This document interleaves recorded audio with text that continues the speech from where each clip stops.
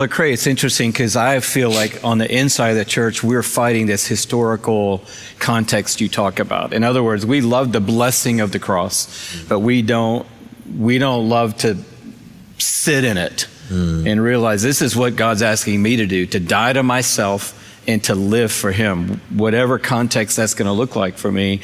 But I want to flip that upside down because I think the other side of it is true with our nation's history.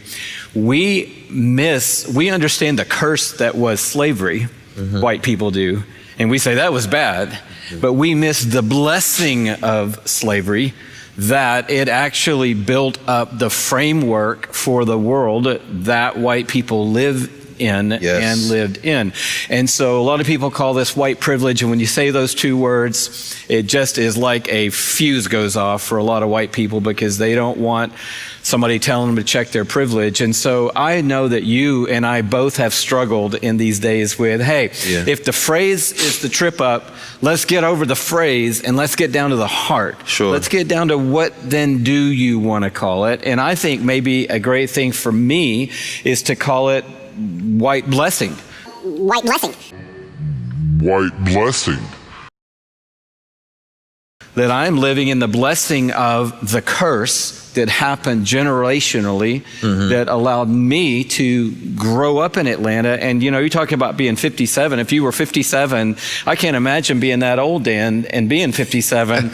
But I've said to our church, Lecrae, a few weeks ago, when I was born, the day I was born on Boulevard at Georgia Baptist Hospital in 1958, black people did not have equal rights in this city.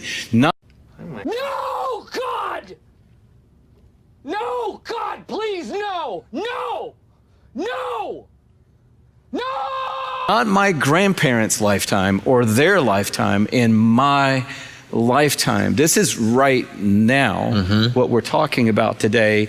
And call it what you want, Dan. I think the issue begins with a white person saying, I want to try to put myself in somebody else's shoes. And I find it's far easier to dismiss it all by saying, you know, that's not me, that doesn't reflect me, and I just went through Diversity training at my job for the last 4 days, and so that's all we hear. That's not the way. A few moments later.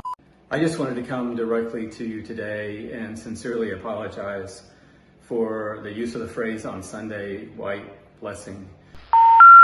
We're sorry. Don't apologize because you got caught.